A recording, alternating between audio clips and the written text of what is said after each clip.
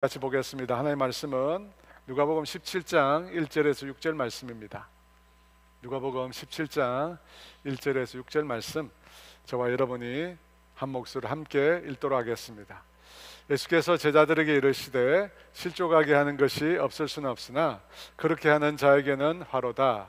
그가 이 작은 자 중에 하나를 실족하게 할진대 차라리 연자맷돌이 그 목에 매여 바다에 던져지는 것이 나으리라. 너희는 스스로 조심하라. 만일 내 형제가 죄를 범하거든 경고하고 회개하거든 용서하라. 만일 하루에 7번이라도 내게 죄를 짓고 7번 내게 돌아와 내가 회개하노라 하거든 너는 용서하라 하시더라. 사도들이 주께 여짜오되 우리에게 믿음을 더하소서 하니 주께서 이르시되 너희에게 겨자씨 한 알만한 믿음이 있었더라면 이 뽕나무 들어 뿌리가 뽑혀 바다에 심기어라 하였을 것이요 그것이 너희에게 순종하였으리라. 아멘. 오늘 예배를 위하여 여러분 들으신 헌금을 위하여 함께 기도합니다. 하나님 아버지, 참으로 감사합니다. 이 귀한 시간 주의 전에 나와서 예배할 수 있도록 은혜를 주셔서 감사합니다. 이 예배 현장 가운데 성령 하나님 우리 가운데 운행하여 주시기를 원합니다. 오늘 예배를 통해서 하나님께 영광이요 하나님께서 예비하신 큰 은혜를 우리에게는 부어 주시옵소서. 오늘 예배의 시간을 통해서 주의 귀한 말씀을 듣게 하여 주시고 그 말씀에 우리가 온전히 반응할 수 있도록 주님 은혜를 내려 주시옵소서. 주님 이 시간 주 앞에 나오면서 주께서 주신 물질 주님의 것임을 고백하며 물질의 경배를 주 앞에 올려드립니다. 우리에게 주신 이 세상의 재물을 가지고 하나님 아버지 우리가 천국의 삶을 미리 준비하는 지혜로운 청지기들이 다 될 수 있도록 은혜를 베풀어 주시옵소서. 감사하며 예수님의 이름으로 기도합니다. 아멘. 세대주의라고 하는 신학 사상이 있습니다. 세대주의, 이단 사상인데요, 인류의 역사를 7단계로 구분해서 각 시기마다 하나님께서 인생을 구원하는 방법이 각기 다르다고 주장하는 신학 사상입니다. 이 주장에 근거해 보면 구약 시대에는 율법으로 구원을 얻었고 신약 시대에는 복음을 믿음으로 구원을 얻었다라고 주장합니다. 이런 세대주의의 영향으로 신구약을 율법과 복음으로 나누는 경향이 있습니다. 구약은 율법이고 신약은 복음이라는 것입니다. 우리가 흔히 알기에 율법은 지키기가 매우 어렵다고 생각합니다. 반면에 복음은 믿으면 되는 것이라고 생각합니다. 믿으면 구원 얻는 것이다. 그런데 여러분, 이 말이 맞는 것일까요?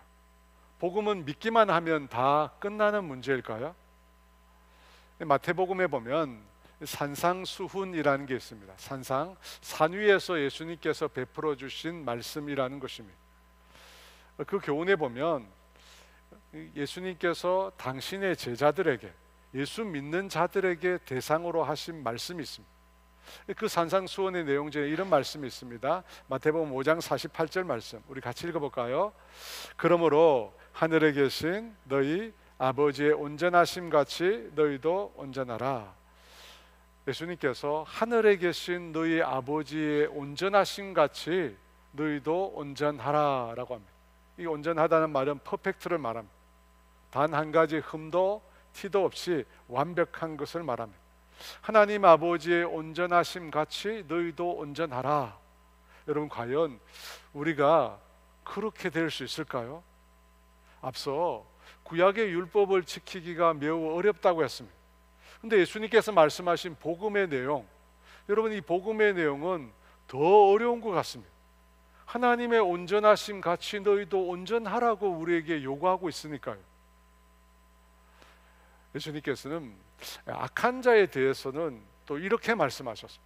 마태복음 5장 38절 39절 말씀, 우리 같이 읽어볼까요? 또 눈은 눈으로 이는 이로 갚으라 하였다는 것을 너희가 들었으나 나는 너희에게 이르노니 악한 자를 대적하지 말라. 누구든지 내 오른편 뺨을 치거든 왼편도 돌려대며. 눈은 눈으로 이는 이로 갚으라고 합니다.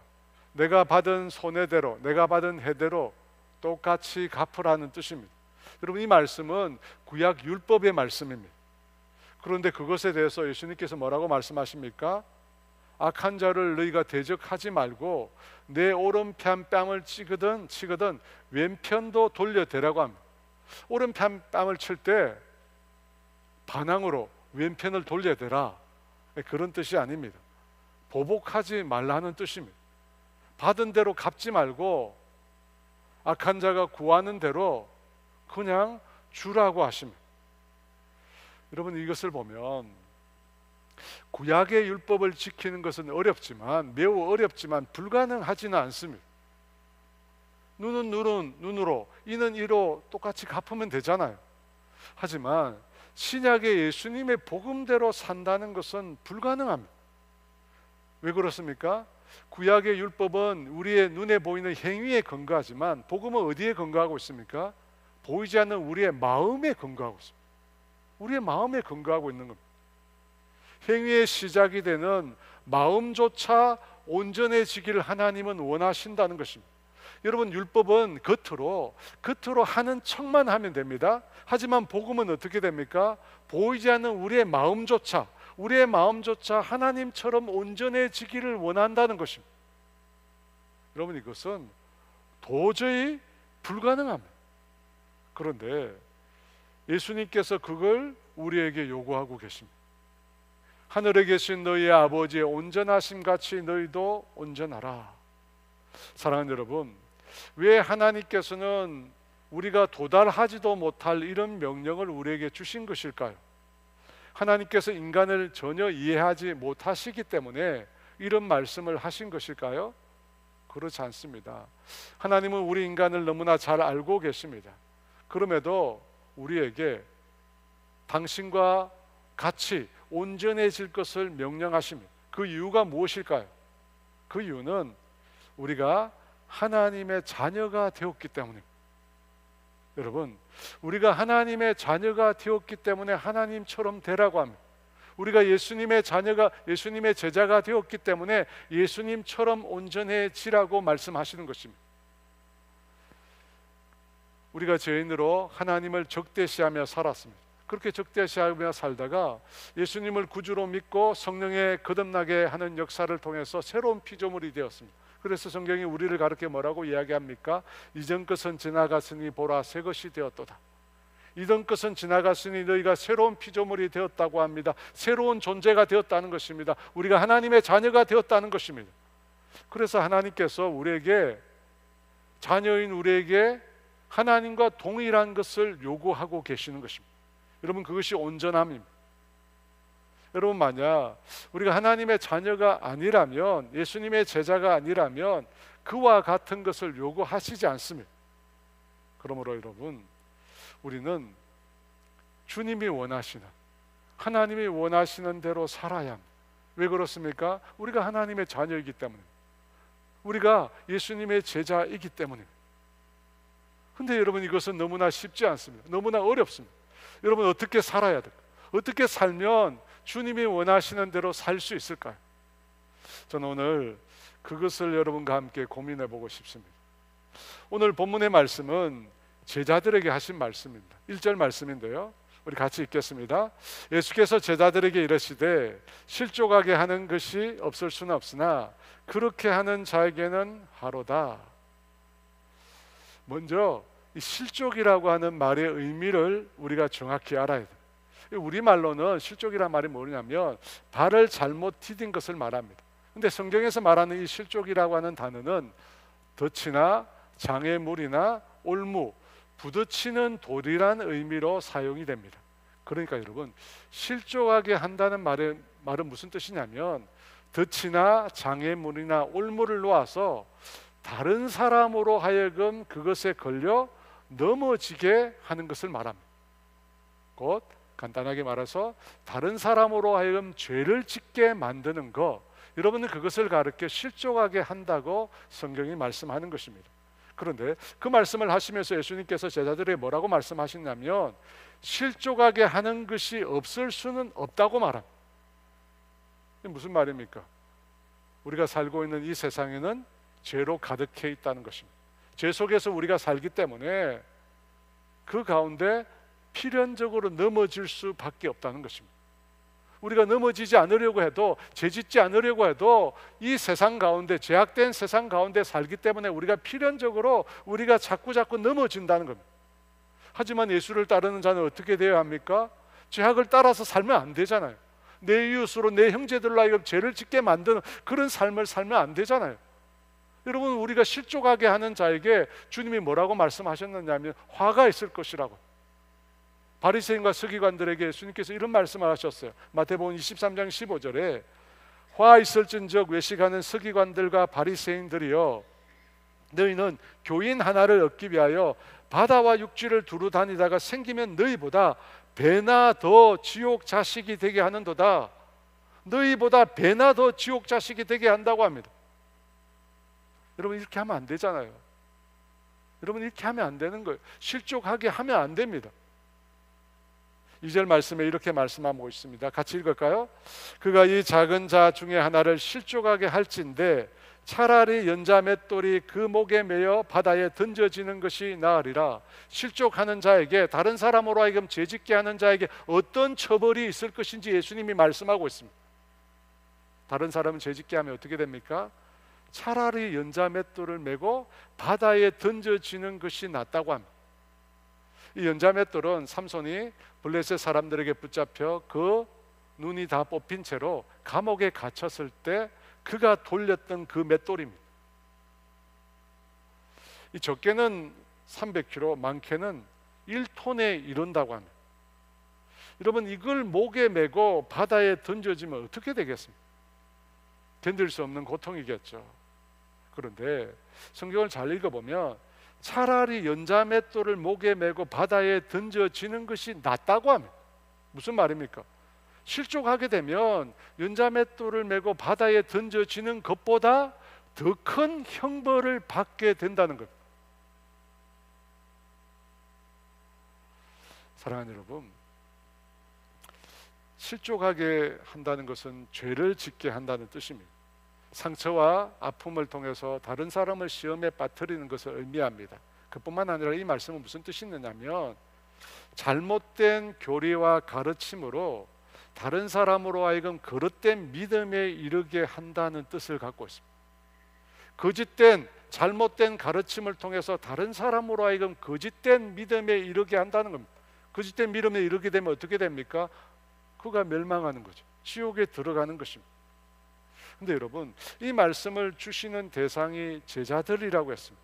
제자들을 통해서 잘못된 복음이 전파될 수 있다는 것입니다. 잘못된 복음을 통해서 누군가 그릇된 믿음에 이르게 되고 멸망하게 되면 그 죄는 엄청나게 큰 죄입니다. 그런데 본문의 제자들을 오늘날로 생각하면 누구일까요? 말씀을 가르치는 저와 같은 목사나 또 교회 중직, 그리고 교사들, 그리고 부모, 우리 같은 부모일 것입니다. 그런 사람들이 사실은 이 제자에 포함이 됩니다. 여러분, 성경에 보면 어떤 말씀이 있냐면 선생이 되지 말라는 표현이 있어요. 말씀을 가르치는 선생이 되지 말라는 표현이 있어요. 야고보서 3장 1절 말씀인데요. 함께 있습니다. 내 형제들아, 너희는 선생된 우리가 더 큰 심판을 받을 줄 알고 선생이 많이 되지 말라. 선생된 우리가 더 큰 심판을 받는다고 합니다. 왜 우리가 더 큰 심판을 받습니까? 말씀을 잘못 가르치다가, 잘못된 교리로 가르침으로 말씀을 가르치다가 누군가가 그릇된 믿음에 이르게 되고 멸망에 빠지게 되면 더 큰 심판을 받게 된다는 것이죠. 그래서 선생이 되지 말라고 합니다. 근데 여러분, 여기에 딜레마가 있습니다.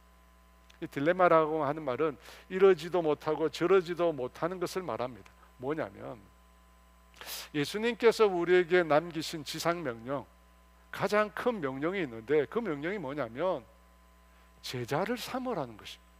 마태복음 28장 19, 20절 말씀입니다. 같이 있습니다. 그러므로 너희는 가서 모든 민족을 제자로 삼아 아버지와 아들과 성령의 이름으로 세례를 베풀고 내가 너희에게 분부한 모든 것을 가르쳐 지키게 하라. 볼지어다 내가 세상 끝날까지 너희와 항상 함께 있으리라 하시니라. 예수님의 지상 명령이라고 합니다. 지극히 중요한, 지극히 큰 명령이라는 뜻입니다. 여러분, 이 명령에 보면 5가지 동사가 나옵니다. 그 5가지 동사 중에서 중요한 의미를 담고 있는 동사, 주동사는 2개인데 그게 뭐냐면 가서 제자 삼으라는 말이에요. 가서 제자 삼으라. 예수님의 마지막 명령이 가서 제자를 삼으라는 것입니다. 주님의 말씀을 가르치고 주님의 말씀을 가르쳐 지키게 하라고 하십니다. 사랑하는 여러분, 이 말씀을 보면 우리가 예수를 믿고 구원을 얻고 천국에 가는 것이 우리의 구원의 최종 목적이 아니라는 걸 알 수 있습니다. 여러분, 구원받고 예수 믿고 천국 가는 게 우리 목적이 아닙니다. 그것은 시작입니다. 여러분, 우리가 주님이 우리를 통해서 원하시는 게 뭐냐면 우리가 복음을 전해서 가서 복음을 전해서 제자를 삼는 것입니다. 예수님을 따르는 제자를 만드는 것입니다. 여러분, 그것이 우리에게 주님께서 맡기신 사명입니다. 요한복음 15장 8절도 동일한 의미라고 이해할 수 있는데요, 같이 있습니다. 너희가 열매를 많이 맺으면 내 아버지께서 영광을 받으실 것이요 너희는 내 제자가 되리라. 열매를 많이 맺으면 하나님께 우리가 영광을 돌리게 되고 우리가 제자가 된다고 합니다. 여러분, 사람의 제일 된 목적이 뭐라고 합니까? 하나님을 영화롭게 하는 것, 하나님께 영광을 돌리는 것. 여러분, 그것이 어떻게 이루어진다고 합니까? 열매를 많이 맺는 것입니다. 열매를 많은. 그 다음에 열매가 뭐죠? 그리스도인으로서 하나님의 말씀을 지켜 행하는 것입니다. 하나님의 뜻을 이루는 것입니다. 여러분, 그것을 통해서 우리는 성령의 9가지 열매를 맺을 수 있습니다. 그런데 여러분, 그 열매 말고 요한복음에서 강조하는 열매가 또 있습니다. 요한복음 4장 36절 말씀 같이 읽어볼까요? 거두는 자가 이미 삭도 받고 영생에 이르는 열매를 모으나니. 거두는 자, 영혼을 추수하는 사람을 말합니다. 그가 삭도 받고 어떻게 해요? 영생에 이르는 열매를 모은다고 합니다. 영생에 이르는 열매, 이것이 무엇입니까? 영혼의 열매를 가리킵니다. 영혼의 열매. 사랑하는 여러분, 하나님이 영광 받으시는, 하나님이 참으로 기뻐하시는 열매가 있는데 그게 바로 무엇이냐면 영혼의 열매입니다. 한 사람이 구원 얻는 것, 그리고 그 사람이 그리스도의 제자로 만들어져 가는 것, 여러분, 이것이 영혼의 열매입니다. 이것이 하나님을 참으로 기쁘시게 하는 겁니다. 하나님을 영화롭게 하는 것입니다. 사도 바울이 데살로니가 전서 2장 19, 20절에도 이렇게 말씀합니다. 같이 있습니다. 우리의 소망이나 기쁨이나 자랑의 면류관이 무엇이냐? 그가 강림하실 때 우리 주 앞에 너희가 아니냐? 너희는 우리의 영광이요 기쁨이니라. 사도 바울에게 있어서 무엇이 영광이라고 합니까? 무엇이 기쁨이라고 합니까? 무엇이 면류관이라고 합니까? 주님이 재림하실 때 너희가 아니냐? 내가 복음을 전하고 예수 믿고 예수님의 제자가 된 너희가 아니냐? 여러분, 영혼이 열매입니다. 그래서 우리가 영혼을 위해서, 예수님을 따라가는 제자가 되는 영혼을 위해서 우리가 수고해야 하는 것입니다. 그런데 문제가 뭡니까? 실족하는 일이 없을 수 없다는 것. 말씀을 가르치다 보면 어떻게 된다고요? 잘못된 가르침 때문에 그릇된 길로 가는 사람이 생긴다는 겁니다.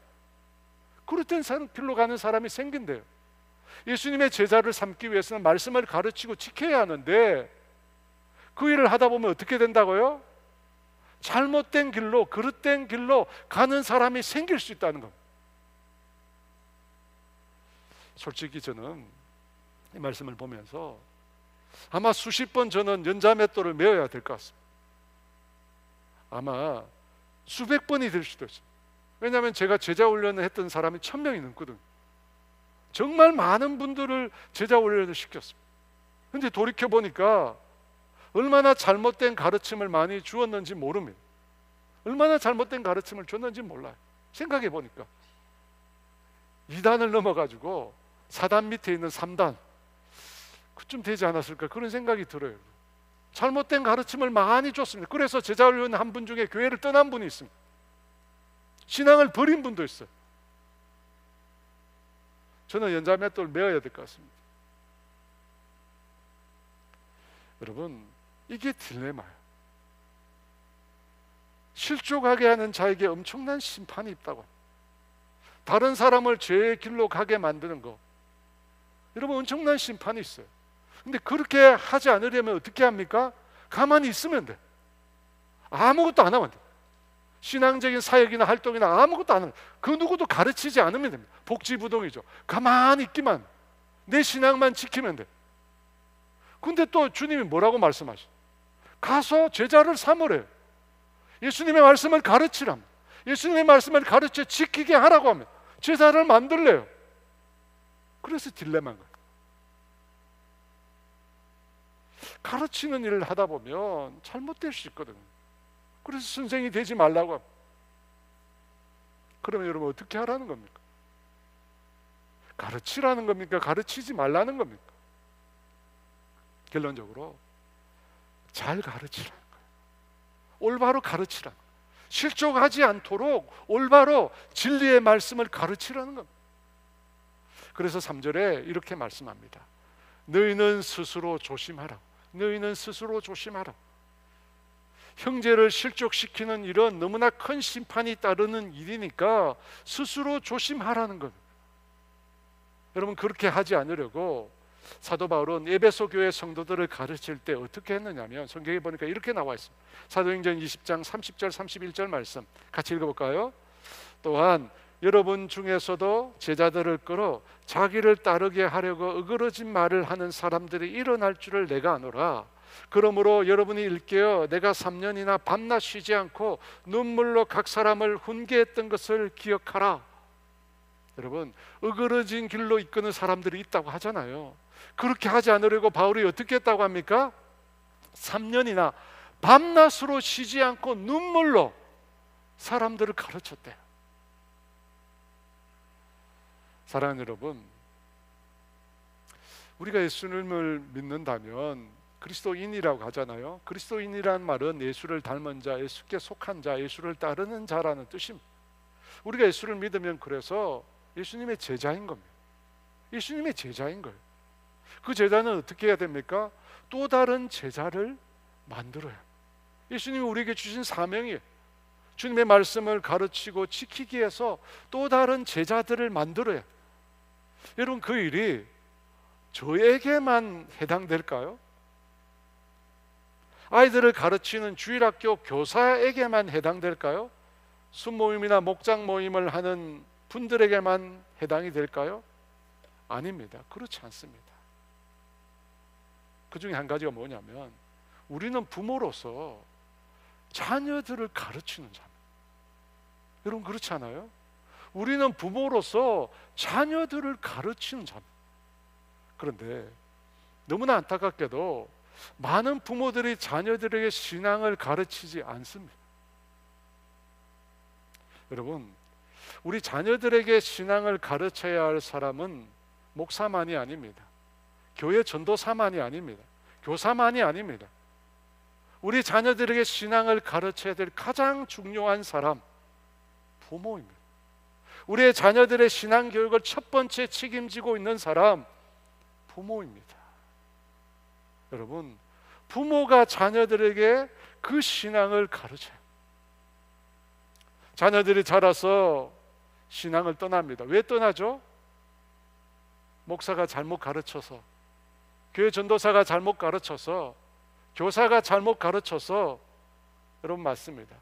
하지만 제일 중요한, 부모가 잘못 가르쳐서. 여러분, 부모가 안 가르친 거예요. 여러분, 안 가르친 것도 잘못 가르친 거예요. 부모가 신앙을 가지지 않게 안 가르친 거예요. 여러분, 그래서 부모가 실족하게 한 거예요. 여러분, 부모가 신앙을 떠나게 한 겁니다. 여러분, 아닙니까? 여러분, 아프게 해서 죄송합니다만 자녀를 실족하게 한 가장 큰 책임은 부모에게 있습니다. 우리가 안 가르친 거예요. 잘못 가르친 거예요. 우리에게 책임이 있습니다. 정말 이 세상에서 자녀가 공부를 하고 대학을 가고 좋은 직장을 얻도록 얼마나 우리가 많이 했습니까? 그런데 정작 가장 중요한, 왜 신앙은 배우게 하지 않습니까? 저절로 갖는 신앙이 어디 있습니까? 사도 바울이 뭐라고 얘기해요? 3년을 밤낮 쉬지 않고 눈물로 가르쳤대요. 우리가 이 모습을 본받아야 할 줄 믿습니다. 우리의 자녀들이 실족하지 않게 우리가 늘 영적으로 깨어서 올바른 신앙의 가르침을 자녀들에게 베풀어야 합니다. 그래서 그 자녀들로 하여금 예수님을 따르는 진정한 제자가 되도록 해야 합니다. 여러분, 그것을 위해서 우리가 어떻게 해야 됩니까? 하나님의 말씀에 정통한 자가 되어야 합니다. 하나님의 말씀을 알아야, 주님의 말씀을 알아야 가르칠 거 아닙니까? 하나님이 어떤 분이신지, 예수님이 어떤 분이신지, 성령님이 어떤 분이신지 알아야 합니다. 교회가 어떤 곳인지, 복음이 무엇인지, 종말에 어떤 일이 일어날지, 구원이 무엇인지 우리가 알아야 합니다. 우리가 알고 우리의 자녀들에게 신앙을 가르쳐야 합니다. 그래서 여러분, 우리는 매일 가정으로 출근해야 합니다.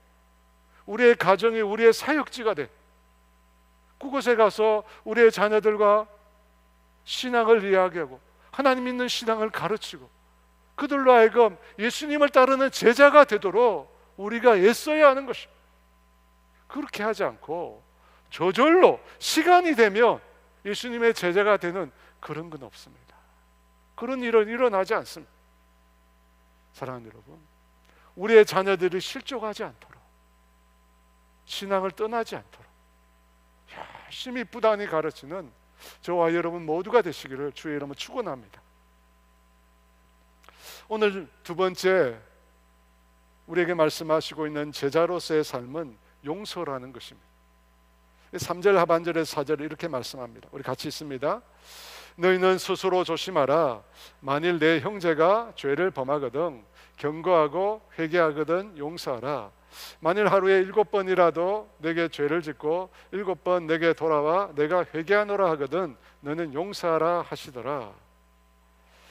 앞서 실족하게 하는 것은 내가 믿음의 형제에게 행하는 것이라면, 용서는 믿음의 형제가 나에게 행한 것에 관한 것입니다. 내 형제가 나에게 죄를 범하거든 어떻게 합니까? 먼저 경고하라고 합니다. 그리고 회개하면 용서하라고 합니다. 그것도 하루에 7번 반복해서 죄를 짓고도 회개하면 용서하라고 합니다.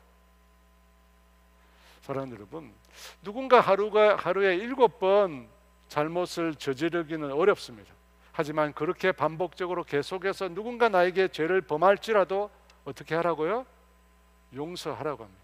여러분, 7이라는 숫자는 완전수입니다. 그래서 무한히 용서하라는 것입니다. 예수님의 제자, 그 제자의 삶의 특징이 뭐냐면 용서라는 것입니다. 왜 용서일까요? 용서가 기독교 신앙의 본질이기 때문입니다. 여러분, 기독교 신앙의 본질이 가장 잘 드러난 사건은 십자가 사건입니다. 여러분, 십자가는 용서할 수 없는 죄인을 용서한 사건입니다. 그래서 예수님의 제자는 어떻게 해야 합니까? 당연히 용서해야 합니다. 그 어떤 순간에도 용서의 삶을 우리는 살아야 합니다. 왜? 그것이 우리가 믿는 신앙이니까, 그것이 우리가 따르는 신앙이기 때문입니다. 사실 용서에 관한 말씀은 우리가 정말 많이 듣습니다. 식상할 정도로 많이 듣습니다. 그런데 성경에 그렇게 많이 용서에 대해서 말하고 있는 이유가 무엇일까요? 용서가 어렵기 때문입니다. 그렇게 많이 되풀이 말씀하고 있음에도 우리가 용서하지 않기 때문입니다. 우리가 주기도문에도 다뤘듯이 주님은 우리가 우리에게 죄 지은 자를 용서하지 않으면 어떻게 해요? 주님도 용서하지 않겠다고 으름장을 놓습니다.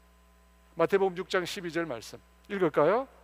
우리가 우리에게 죄 지은 자를 사하여 준 것 같이 우리 죄를 사하여 주시옵고. 마치 조건처럼 말씀하고 있습니다. 죄 지은 자를 용서하여 준 것 같이 우리 죄를 용서하겠다는 것.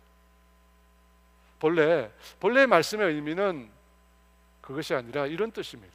하나님께서는 우리의 죄를 용서하십니다. 그렇다면 우리도 어떻게 해요? 반드시 용서해야 한다. 반드시 서원이고 맹세가 담겨있는 말입니다. 반드시 우리가 용서해야 합니다. 그렇게 용서해야 어떻게 됩니까? 우리가 하나님의 자녀인 것입니다. 예수를 따르는 예수의 제자인 것입니다. 그런데 용서하지 않으면 어떻게 될까요? 용서하지 않으면 그 용서하지 않는 마음이 우리를 파괴합니다. 우리를 넘어지게 합니다. 그 용서하지 않는 마음 때문에 우리가 죄를 짓게 됩니다. 실족하게 됩니다. 나 자신이 실족할 뿐만 아니라 어떻게 됩니까? 내가 용서하지 않는 대상도 실족하게 만듭니다. 자, 어렵죠, 여러분? 용서해야 됩니다. 그래서 복음의 가장 핵심적인 내용, 용서입니다. 죄인을 용서하신 하나님, 탕자를 용서하신 아버지, 다 용서, 무한히 용서. 예수님께서 그 말씀을 하시니까 제자들이 예수님께 이렇게 말을 합니다. 5절 말씀입니다. 같이 있습니다. 사도들이 주께 여짜오되 우리에게 믿음을 더하소서 하니, 예수님께서 제자들에게 예수님을 따르는 제자의 삶이 실족하 용서라고 말씀합니다. 실족하지 않도록 해라, 용서해라, 이것이 제자의 모습이다 라고 말을 하니까 제자들이 믿음을 더해달라고 얘기합니다. 왜 믿음을 더해달라고 얘기할까요? 용서할 힘과 용기와 은혜를 달라고 해야지 왜 믿음을 더해달라고 말하는 것일까요? 오늘 여러분, 이 부분이 중요합니다. 아니, 내가 용서할 힘을 달라고, 용서할 능력을 달라고 해야지 왜 믿음을 달라고 말하는 것일까요? 그것은 사람과의 관계를 회복하는 것에 하나님과의 관계가 꼭 필요하기 때문에. 무슨 말이냐? 하나님과의 관계가 회복된 사람만이, 하나님의 용서를 체험한 사람만이 어떻게 한다고요? 다른 사람을 용서할 수 있다는 것입니다. 마태복음 18장에 보면 1만 달란트 빚진 자의 비유가 나옵니다. 어떤 임금이 1만 달란트 빚진 자를 부릅니다. 그에게 빚을 갚으라고 합니다. 여러분, 1만 달란트가 어느 정도 빚입니까? 노동자가 하루 일한 그 임금 곱하기 6천 곱하기 1만입니다. 하루 일한 그 품삯에다가 곱하기 6천에다가 곱하기 1만입니다. 도저히 갚을 수 없는 금액, 어마어마한 금액. 임금은 그에게 그 빚을 갚으라고 합니다. 그때 빚진 자가 뭐라고 얘기했느냐면, 갚을 수 없지만 갚도록 하겠다, 갚을 수 없지만 갚도록 애써 보겠다고 얘기합니다. 그 말을 듣고 임금이 그의 모든 죄를 다 탕감해 줍니다. 어마한 빚을 다 탕감해 줍니다. 어마한 빚을 임금으로부터 탕감받은 그 사람이 그 임금 앞에서 물러난 다음에 그가 어떤 행동을 합니까? 길을 지나다가 자신에게 100데나리온 빚진 자를 만납니다. 그리고 그의 멱살을 잡고 빚을 갚으라고 합니다. 그가 갚겠다고 얘기하지만 그는 어떻게 합니까? 그 사람을 옥에다가 집어넣습니다. 자신은 갚을 수 없는 빚을 탕감받았음에도 그 이웃이 갚을 수 있는 금액을 빚졌는 것을 정죄하고 심판합니다. 그 소식을 듣는 임금이 어떻게 합니까? 1만 달란트 빚진 자를 다시 감옥에 집어넣습니다. 사랑하는 여러분, 이 비유는 무엇을 뜻합니까? 1만 달란트는 하나님 앞에 우리가 지은 죄의 값입니다. 여러분, 그 죄값을 우리 힘으로 도저히 치를 수 없습니다. 도저히 갚을 수 없기 때문에 하나님께서 그 빚을 십자가로 탕감해 주셨습니다. 여러분, 그 사실을 알고 믿는 자는 어떻게 해야 합니까? 나에게 죄를 지은 사람을 용서해 줘야 합니다. 도저히 용서받을 수 없는 죄를 용서받았기 때문에 나는 당연히 다른 사람의 죄를 용서할 수 있어야 합니다. 근데 어떻게 합니까? 용서하지 않는다는 것. 왜 용서하지 않습니까? 제자들은 믿지 못하기 때문에 용서하지 못한다고 생각한 것입니다. 용서받을 수 없는 죄를 용서받았다는 사실을 우리가 믿지는 않아요. 그럼 우리가 뭘 믿습니까? 내가 지은 죄는 용서받을 수 있다고 생각합니다. 내가 지은 죄는 용서받을 수 있다고 생각해요. 그리고 다른 사람이 나에게 지은 죄는 용서받을 수 없다는 것. 여러분, 이것이 우리가 가지고 있는 이중성입니다. 내가 지은 죄는 용서받을 수 있다고 생각해요. 그리고 다른 사람이 지은 죄는 용서받을 수 없다는 거예요. 그런데 주님은 뭐라고 말씀하십니까? 너가 지은 죄는 용서받을 수 없다는 거예요. 반대라는 거예요. 너는 용서받을 수 없는 죄를 용서받았는데 왜 용서할 수 있는 죄는 용서하지 않느냐고 주님이 우리에게 말씀하시는 것입니다. 그런데 우리의 이중성 때문에 우리가 다른 사람을 용서하지 않는다는 것입니다. 여러분, 이것이 바로 맏아들의 사고입니다. 자신은 자격이 되는데 동생은 안 된다는 것입니다. 아버지는 된다는데 안 된다는 거예요. 1만 달란트 탕감받은 자도 마찬가지입니다. 자신은 탕감받을 만하다고 생각하는 것입니다. 하지만 자신에게 100데나리온 빚진 자는 탕감받을 수 없다는 겁니다. 여러분, 이것이 용서하지 않는 우리 인간의 마음입니다. 지극히 자기중심적이고 이율배반적인 교만한 삶.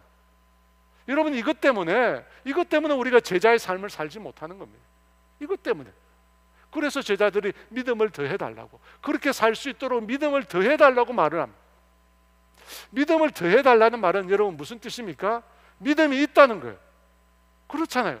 믿음이 있는데 충분하지 않다는 것입니다. 그래서 주님의 말씀을 따를 수 있도록, 충분한 믿음을 가질 수 있도록 나에게 더 부어달라는 것입니다. 그런데 그 요구에 대해서 예수님은 다르게 대답하십니다. 6절 말씀인데요, 우리 같이 읽겠습니다. 주께서 이르시되 너희에게 겨자씨 하나일 만한 믿음이 있었더라면 이 뽕나무더러 뿌리가 뽑혀 바다에 심기어라 하였을 것이요 그것이 너희에게 순종하였으리라. 겨자씨 하나일 만한 믿음이 있으면 가능하다고 합니다. 이 겨자씨는 씨 중에 가장 작은 씨입니다. 그렇게 작은 믿음만 있어도 가능하다고 합니다. 그러니까 여러분, 지금 제자들은 지금 자신들이 갖고 있는 믿음보다 더 많이 있으면 예수님이 말씀하신 대로 자신들이 용서할 수 있다고 말합니다. 그런데 예수님은 뭐라고 이야기하냐면 아주 작은 믿음만 있어도 가능하다고 합니다. 여러분, 이게 무슨 말입니까? 제자들은 자신들에게 믿음이 있는데 이 믿음으로 부족하고 더 있어야 된다고 말하는데, 예수님은 아주 자그마한 겨자씨, 보이지 않는 겨자씨만한 믿음만 있어도 된다고 말합니다. 이게 무슨 차이입니까? 지금 제자들은 믿음이라고 하는 것을 양으로 계산한 것입니다. 그리고 예수님은 믿음이라고 하는 것을 질에 달려 있다고 말씀하는 거예요. 제자들은 자신들에게 믿음이 있습니다. 믿음이 있는데 충분하지 않다는 겁니다. 그런데 예수님의 반응은 뭡니까? 제자들, 너희가 갖고 있는 그 믿음은 온전하지 않다는 거예요.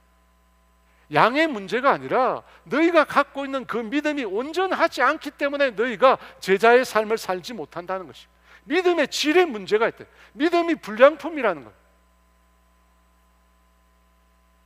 사랑하는 여러분, 무슨 말인지 아시겠습니까? 믿음이 적다는 말은 사실 믿음이 없다는 말과 동일하게 사용되고 있습니다. 풍랑치는 바다 위에서 예수님이 주무시고 계십니다. 제자들이 예수님을 깨우면서 우리가 죽게 되었다고 말합니다. 그때 예수님께서 잠에서 깨어나십니다. 그리고 제자들을 책망하십니다. 그리고 바람과 바다를 잠잠하게 하십니다.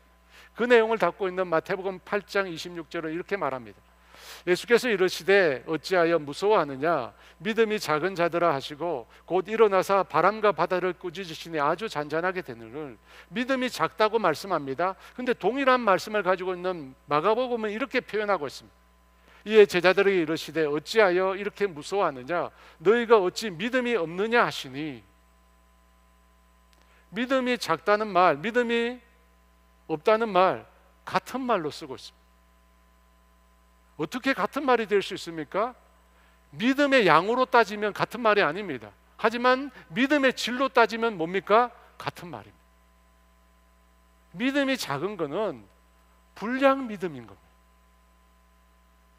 여러분, 순도 100%가 아니면 순금이 아닙니다. 실제는 순금이 99.9라고 해요. 왜냐하면 불순물이 있어야지 금으로 형성이 되니까요. 하지만 우리가 보통 순금이라고 할 때는 100%여야 합니다. 하나님을 믿을 때도 마찬가지입니다. 100%여야 합니다. 여러분, 양이 아니라 질이, 그 순도가 100%예요. 아무리 많이 믿는다 해도 여러분 의미가 없습니다. 주님이 찾으시는 것은 뭐냐면 순도 100%예요. 온전한 믿음입니다. 여러분, 어정쩡한, 하나님 편에도 서고 세상에도 편은 그런 어정쩡한 게 아니라 하나님이 원하시는 것은 온전함이에요. 온전히 주님을 따르는 것, 순도 100%여야 하는 것입니다. 열왕기상 18장 21절에 이렇게 말씀합니다. 우리 같이 있습니다. 엘리야가 모든 백성에게 가까이 나와 이르되 너희가 어느 때까지 둘 사이에 머뭇머뭇 하려느냐, 여호와가 만일 하나님이면 그를 따르고 바알이 만일 하나님이면 그를 따를지니라 하니 백성이 한마디도 대답하지 아니하는지라. 어느 때까지 머뭇머뭇하느냐. 여러분, 이스라엘 백성이 하나님을 믿지 않았나요?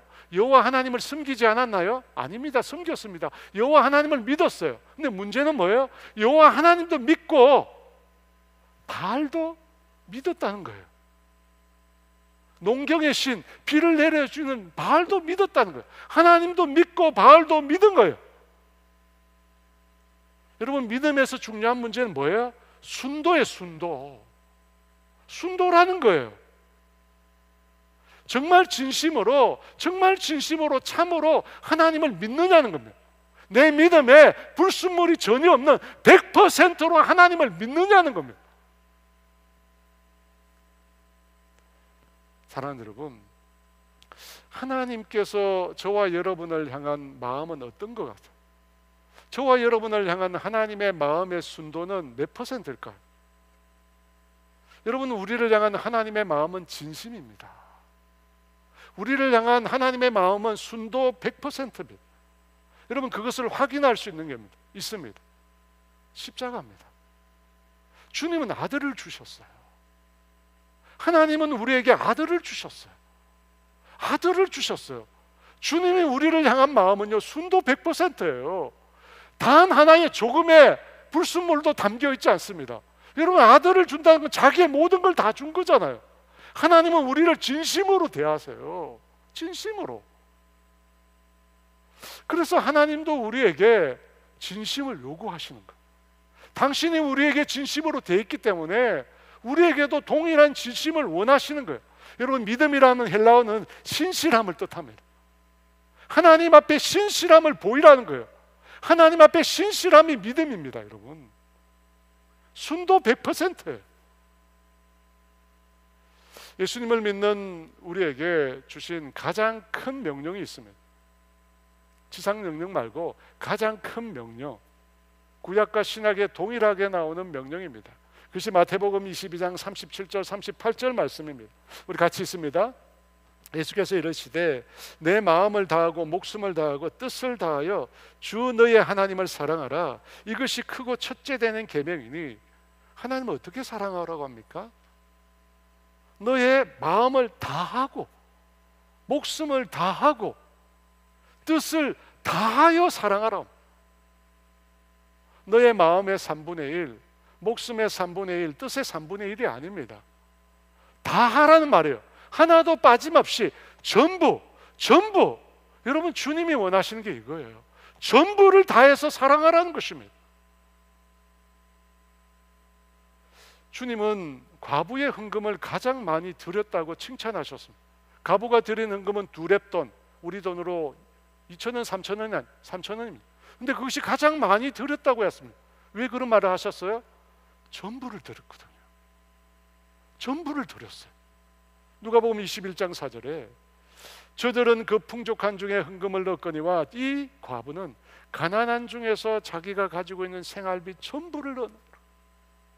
여러분, 어떻게 전부를 드릴 수 있습니까? 여러분, 가난하다고 가지고 있는 것이 아깝지 않았을까요? 그렇지 않습니다. 아까워요. 하지만 전부를 드렸어요. 왜? 진심이잖아요. 하나님을 향한 과부의 마음이 진심이에요. 여러분, 우리 생각에 우리는 이런 생각을 합니다. 나는 하나님이 아니니까, 나는 인간이니까 하나님 믿지만 의심할 수도 있지. 여러분, 이것이 지극히 인간적인 생각이에요. 하나님이 아니니까 나는 80% 믿지만 20% 정도는 의심할 수 있지. 여러분, 이것이 제자들의 태도입니다. 더 있어야 되는 거죠. 그것에서 주님은 뭐라고 말씀하시냐면 80%는 믿음이 아니라는 거예요. 불순물이 낀 거는 불량품입니다. 여러분, 불량품은 어떻게 해요? 폐기해야 돼요. 불량품을 쓸 수가 없습니다. 불량품을 사용할 수가 없어요. 그래서 주님께서 이렇게 말씀하셨어요. 야고보서 1장 6절에서 8절 말씀 같이 읽어보겠습니다. 오직 믿음으로 구하고 조금도 의심하지 말라. 의심하는 자는 마치 바람에 밀려 요동하는 바다 물결 같으니 이런 사람은 무엇이든지 죽게 얻기를 생각하지 말라. 두 마음을 품어 모든 일에 정함이 없는 자로다. 여러분, 불순물이 끼어있는, 의심이 끼어있는 믿음에 대해서 주님이 뭐라고 말씀하십니까? 그런 자는 죽게 구하여도 얻지 못한대. 얻기를 구하지 말라는 거예요. 여러분, 온전한 믿음으로 구하지 않으면 얻을 수 있는 것이 아무것도 없는 겁니다.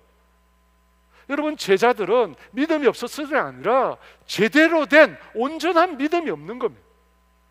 주님은 온전한 믿음을 원하시는 거예요.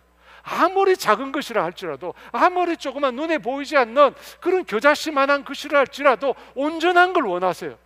불량품이 아니라 다른 불순물이 담기지 않는 순수한 것을 원하시는 거예요. 여러분, 그 믿음을 갖게 되면 어떻게 된다고 합니까? 순수한 믿음, 순도 100%의 믿음을 갖게 되면 어떻게 된다고 해요? 뽕나무 들어 뿌리가 뽑혀서 바다에 심기우라 라고 말을 해도 그 뽕나무가 순종한다는 겁니다. 여러분, 이게 말이 돼요? 여러분, 말한다고 해서 어떻게 뽕나무가 스스로 뿌리가 뽑혀서 순종해서 바다 가운데 심길 수 있어요? 여러분, 이건 불가능한 일이에요. 가당치 않는 일입니다. 그런데 무슨 말입니까? 온전한 믿음이 있으면, 순도 100%의 믿음을 가지면 그와 같은 놀라운 기적이 일어난다는 거예요. 아무리 작아도 순전한 믿음만 갖고 있으면 놀라운 기적이 일어나네요. 그래서 여러분, 어린아이의 믿음 가운데 놀라운 역사가 일어나는 거예요. 순전하거든요. 때묻지 않았거든요. 100%거든요. 여러분, 그런 순전한 믿음을 가진 자에게 하나님의 놀라운 역사가 일어납니다. 왜 일어납니까? 하나님이 그를 위하여 일하시기 때문에. 역대하 16장 9절 말씀입니다. 같이 있습니다. 여호와의 눈은 온 땅을 두루 감찰하사 전심으로 자기에게 향하는 자들을 위하여 능력을 베푸시나니. 하나님이 온 땅을 감찰하세요. 살피세요. 살피세요. 누굴 찾고 계십니까? 전심으로 100%, 전심으로 순도 100% 하나님을 향하는 자를 찾고 계십니다. 그를 찾아서 어떻게 해요? 그를 위하여 하나님 당신의 능력을 행하신다고 합니다. 전심으로 100% 주님을 향하는 자를 찾아서 그를 위하여 하나님께서 자기의 능력을 행하신다고 합니다. 사랑하는 여러분, 우리에게 이게 필요한 거예요. 제자로 살아가는데 우리에게 이게 필요한 거예요. 이 믿음이 필요한 거예요. 전심으로 주님을 향하는 믿음, 이 믿음 가진 자에게 하나님이 능력을 행하세요. 여러분, 제자의 삶을 우리가 어떻게 삽니까? 어떻게 우리가 하나님처럼 온전해질 수 있습니까? 절대 불가능해요. 근데 그걸 살아갈 수 있는 방법이 있습니다. 뭡니까? 온전한 믿음으로 100% 순도의 믿음으로 하나님을 구하고 하나님을 찾으면 하나님이 역사하시는 거예요. 하나님이 역사하시는 거예요. 이스라엘 백성이 이집트를 나올 때 장정만 60만 명이었습니다. 20세 이상의 장정만 60만 명이었어요. 그런데 그 장정 중에 단 두 사람만이 약속하신 가나안 땅에 들어갑니다. 그 두 사람이 바로 여호수아와 갈렙입니다. 여러분, 어떻게 해서 그 두 사람이 들어갈 수 있었을까요? 성경은 이렇게 말합니다. 민수기 32장 11, 12절 말씀 같이 있습니다. 애굽에서 나온 자들이 20세 이상으로는 한 사람도 내가 아브라함과 이삭과 야곱에게 맹세한 땅을 결코 보지 못하리니 이는 그들이 나를 온전히 따르지 아니하였음이니라. 그러나 그나스 사람 여분네 아들 갈렙과 눈의 아들 여호수아는 여호와를 온전히 따랐느니라 하시고, 온전히 따랐어.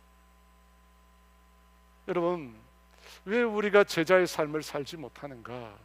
왜 우리의 삶에 하나님의 놀라운 역사가 없는가? 바로 이 온전함이 없기 때문입니다. 온전함이 없기 때문이에요.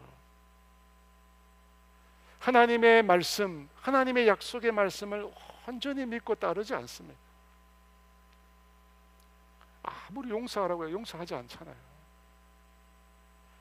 아무리 하나님 말씀 가르치라고 해도 가르치지 않잖아요. 우리에게 온전함이 없어요. 신실함이 없습니다. 말씀 그대로 쫓아가는 게 없어요. 한편으로 하나님을 의지한다고 하지만 다른 한편으로 자신을 의지합니다. 자신이 가진 재물을 의지하고 자신의 소유를 의지하고 한편으로 하나님을 높인다고 하나님을 찬양한다 하면서 다른 한편으로 자신을 높여요. 자신을 자랑합니다. 순도 100%가 아닌 거예요. 늘 불순물이 우리 삶에 끼워져 있습니다. 사랑하는 여러분, 우리가 꼭 기억해야 합니다. 전부가 아니라면 주님께는 아무것도 아닙니다. 80%, 90%는 0%와 똑같은 거예요. 아무것도 아닙니다. 아무런 역사가 일어나지 않습니다. 여러분, 온전한, 아무리 작아도 온전한 겨자씨 같은 믿음 가지면 하나님의 역사가 일어납니다. 그 온전함을 주님이 원하십니다. 왜? 주님은 온전하시거든요. 주님이 온전하시니까 주님을 믿고 따르는 우리 주님의 자녀들에게 그 온전함을 요구하시는 것입니다. 사랑하는 여러분, 그 주님 앞에 저와 여러분이 온전해지기를 원합니다. 정말 우리의 전부를 드리고 주님이 말씀하시는데 우리의 전부 100% 믿음을 드리고 온전히 주님을 따라가는 저와 여러분 되기를 원합니다. 여러분, 그것에 우리의 인생의 승패가 달려 있습니다. 그것에 달려 있는 겁니다. 그런 온전함이 저와 여러분의 삶 가운데 있기를 주의 이름으로 축원합니다. 그 온전하게 주님을 따르기 위해서 우리가 가지고 있는 것들, 주인 삼은 것들 내려놓고 주님 앞에 나아갔으면 좋겠습니다. 내가 주인 삼은 함께 찬양 드립니다. 내가 주인 삼은 모든 것 내려놓고 내 주 되신 주 앞에 나가 내가 사랑했던 모든 것 내려놓고 주님만 사랑해. 내가 주인 삼은 모든 것 내려놓고 내 주 대신 주 앞에 나가 내가 사랑했던 모든 것 내려놓고 주님만 사랑해. 주 사랑 거친 풍랑에도 깊은 바다처럼 나를 잠잠케 해. 주 사랑 내 영혼의 반석 그 사랑 위에 서리. 내가 주인 삼은 모든 것 내려놓고 내 주 대신 주 앞에 나가 내가 사랑했던 모든 것 내려놓고 주님만 사랑해. 주 사랑 거친 풍랑에도 깊은 바다처럼 나를 잠잠케 해. 주 사랑 내 영혼의 완성 그 사랑 위에 서리. 주 사랑 거친 풍랑에도 깊은 바다처럼 나를 잠잠케 해. 주 사랑 내 영혼의 완성 그 사랑 위에 서리. 사랑하는 여러분, 우리가 어떻게 하나님처럼 온전할 수 있습니까? 불가능해요. 우리는 퍼펙트한 인생이 아닙니다. 근데 주님은 당신의 자녀로 예수님 닮은 제자로 살라고 우리에게 요구하고 계십니다. 어떻게 우리가 그 삶을 살 수 있습니까? 오늘 성경은 분명히 말합니다. 너의 믿음의 순도를 100%로 만들라. 주님이 나를 대하셨던 것처럼 나의 전심을 다하여 나의 전부를 다하여 그렇게 주님을 대하라는 겁니다. 모든 순간, 예배드리는 모든 순간, 하나님을 만나고 말씀을 듣고 기도하는 모든 순간에 순도 100%로 주님께 나아가라는 것입니다. 사랑하는 여러분, 주님은 찾고 계십니다. 주님은 찾고 계십니다. 전심으로 자기를 향하는 자를 지금도 찾고 계십니다. 저와 여러분이 그런 믿음의 사람 되기를 원합니다. 여러분, 이 시간 기도합시다. 주님, 내 믿음이 순도 100% 되게 하여 주시옵소서.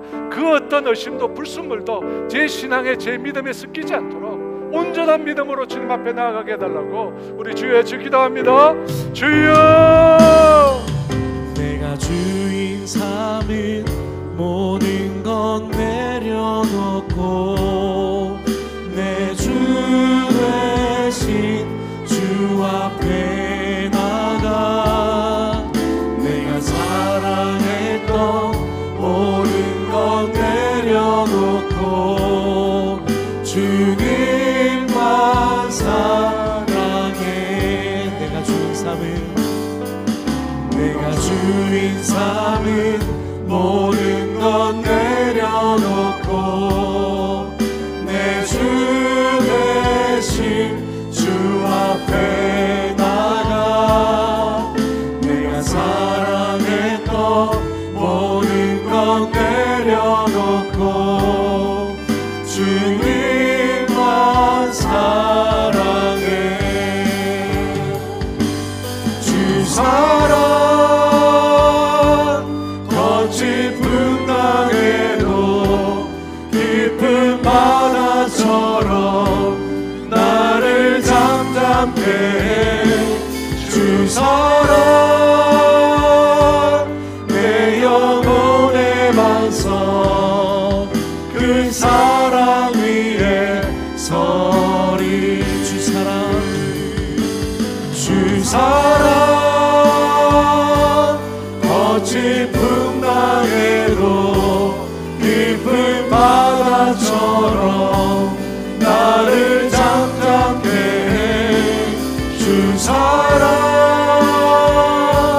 내 영혼의 반석 그 사랑 위에 서리. 하나님 아버지, 우리가 살고 있는 이 땅은 죄악으로 가득합니다. 실족하게 하지 않는 일이 있을 수 없다고 합니다. 끊임없이 죄가 반복되고 끊임없이 넘어지고 죄짓고 하는 일이 반복됩니다. 또 하나님 아버지, 끊임없이 우리는 우리 자신을 이중성에 근거해서 다른 사람은 정죄합니다. 내가 받은 용서는 잊어버리고 다른 사람을 정죄합니다. 이런 본성을 가지고 있는 우리가 어떻게 제자의 삶을 살 수 있습니까? 주님 도와주시옵소서. 주님 도와주시옵소서. 아버지, 우리의 이 허물과 이 죄악을 용서하여 주시고 주님 앞에 우리가 날마다 새로워질 수 있도록 도와주세요. 우리의 믿음에 아버지 섞여있는 수없이 많은 불순물들이 제거되게 해주세요. 우리가 온전한 마음으로 우리의 전부로 순도 100%로 날마다 주님 앞에 나아가게 해주세요. 깨끗한 마음으로, 온전한 마음으로 주님을 따를 수 있도록 은혜를 베풀어 주시옵소서. 그 믿음 가운데 뽕나무가 바다에 심겨지는 그런 은혜를 경험할 수 있도록 주님 도와주시옵소서. 지금은 우리 주 예수 그리스도의 은혜와 하나님의 다함이 없는 사랑하심과 성령님의 교통하심과 인도하심과 위로하심, 순도 100% 온전한 믿음으로 주께 나아가기를 소원하는 사랑하는 성도들 위해 이제로부터 영원토록 함께 하시기를 간절히 축원하옵나이다.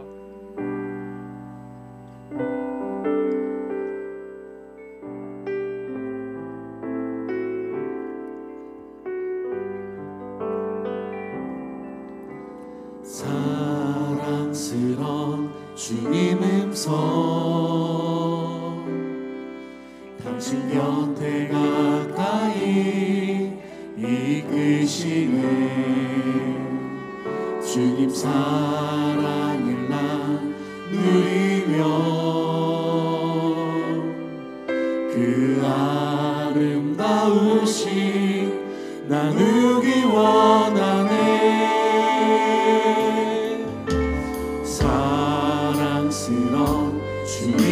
주셔서 당신 곁에 가까이 이끄시네. 주님 사랑을 나누리며 그 아름다우신 나누기 원하네. 예수 내 선하신 목자 나의 앞길 아시네. 예수 신실하신 주께 내 삶을 드립니다. 예수 내 선하신 목자 나의 앞길 아시네. 예수 신실하신 주께 내 삶을 드립니다.